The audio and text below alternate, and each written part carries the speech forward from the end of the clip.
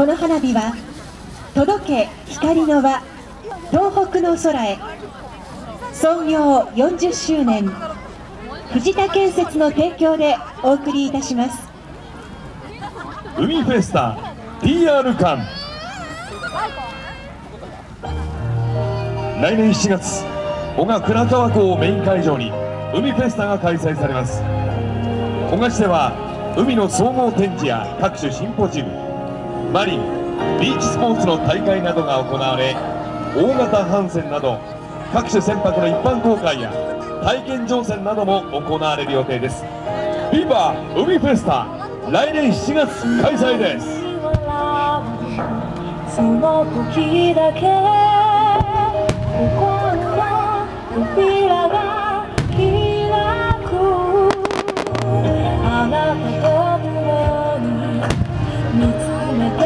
いる夏の海への幸せあふれて See your dreams, see your wonder, see your dreams 夢は砂を